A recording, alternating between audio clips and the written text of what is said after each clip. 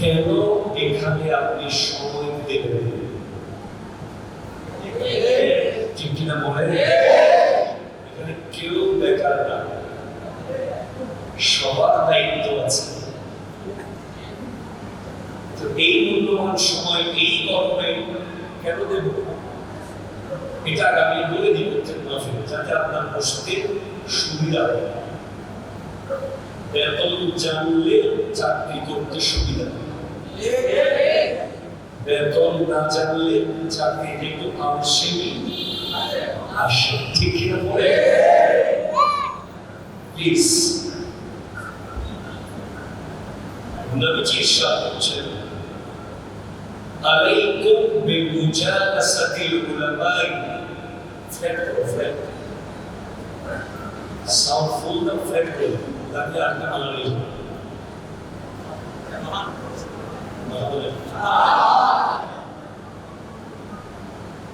عليكم بمجالسة العلماء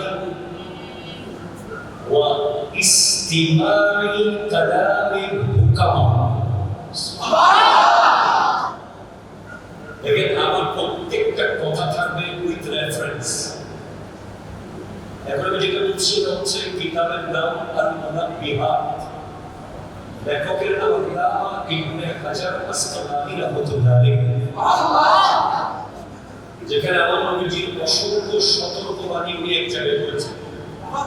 সতর্কতার যত হাদিস আছে, মানুষকে সতর্ক করার যত হাদিস, নবীজি সিদ্দিক আকবর, ফারুক আযম, উসমান যুলনুরাইন, মাওলানা আলী রাদিয়াল্লাহু তাআলা বলছেন, ওনারা এক বাক্যে, দুই বাক্যে, তিন বাক্যে, 10 বাক্য পর্যন্ত যত সতর্কতা করেছেন, সব হাদিস এক জায়গায় এনেছেন ওই কিতাব আল-মুনাব্বিহাত। ওখানে বলছেন, আলাইকুম বিমুজালাসাতিল উলামা, তোমাদের জন্য আলেমের মজলিসে বসা জরুরি।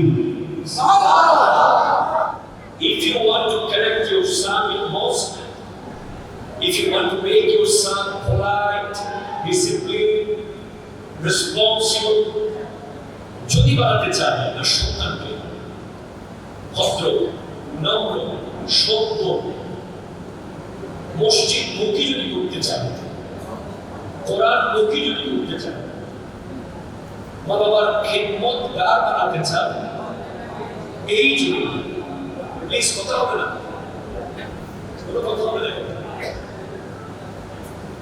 এই যুগে একটাই উপায় আছে, আপনার সন্তানকে একজন হক্কানি আলেমের মজলিসে বসান। এটা আমি বলি নাই, নবী বলেছেন। এবং নবী বলেছেন, ওয়া ইস্তিমাই কালামিল হুকামা, সে যেন হিকমতওয়ালা আলেমদের বক্তব্যগুলো শুনে। কেন? فإن الله يحيي قلب الميت بنور الحكمة كما يحيي الأرض الميتة بماء المطر।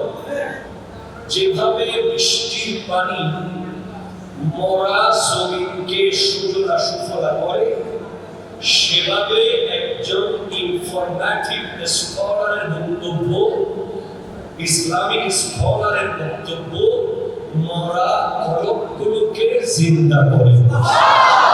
আমার বক্তব্য দিয়ে আল্লাহ চাই, আমি যদি পুরো লাইব্রেরি মুখস্থ করে আসি, আমার পক্ষে করা সম্ভব হবে না, যতক্ষণ আল্লাহ চাই। বক্তব্যের বিষয়টা একটা স্পেশাল, আল্লাহর পক্ষ থেকে দয়া না থাকলে আপনি যদি পিএইচডি হোল্ডার হন, দিলে বলতে পারবেন এটা আল্লাহর দয়া লাগবে, নবীজির নুরানি নিগাহে করম লাগবে, আল্লাহর ওলিদের দোয়া লাগবে, তারপর মুখ দিয়ে কথা আসবে। তো আমার মুখ দিয়ে যদি এমন একটা লাইন চলে আসে যেটা আপনার কান দিয়ে না ঢুকে কলম দিয়ে ঢুকে গেছে, তাহলে ইউর লাইফ উইল চেঞ্জ, জীবন পাল্টে যাবে। আরেকটি হাদিস বলে যাই, মিলাদুন নবী যারা করতে চায় না, যারা এই প্রোগ্রামে মানসিকভাবে বিরোধিতা করে, সরাসরি না পারলেও মনে মনে বলে কি দরকার, এই কি শুরু করেছে মহাবাক্য। তাদেরকে একটা হাদিস আমি বলে যাই, যদি তারা শুনে থাকে, কেউ থাকে। নবীজি ইরশাদ করেছেন, কিতাবের নাম মাসউদ জাওয়ায়েদ, লেখক আল্লামা নুরউদ্দিন হাইসামি রাহমাতুল্লাহ। হাদিস বর্ণনা করেছেন হযরত ওমর ফারুক আযম রাদিয়াল্লাহু তাআলা। তিনি বলছেন, আমার নবীজি বলছেন, قال رسول الله صلى الله عليه وسلم إن الجنة حرمت على الأنبياء كلهم حتى أدخلها।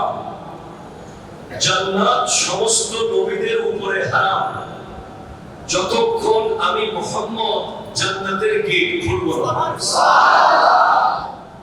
কে বলছেন এটা? আমার নবী। কে বলছেন? ১,৫০০ বছর আগে আপনার কথা বলার দরকার ছিল না নবীজি। যদি উনি কোনো সাধারণ মানুষ হতেন, ১,৫০০ বছর পরে মানুষের কথা উনি চিন্তা করতেন না। উনি এক লাইনে গোটা বিশ্বের যত উম্মতরা আসবে সবার কথা পরের লাইনে বলে দিয়ে গেছেন। বলেছেন, ওয়াহুরিমাত আলাল উমামে হাত্তা তাদখুলাহা উম্মতি। অন্য সব নবীর উম্মতের উপরেও ততক্ষণ জান্নাত হারাম থাকবে যতক্ষণ আমি মুহাম্মদের উম্মত জান্নাতে ঢুকবে।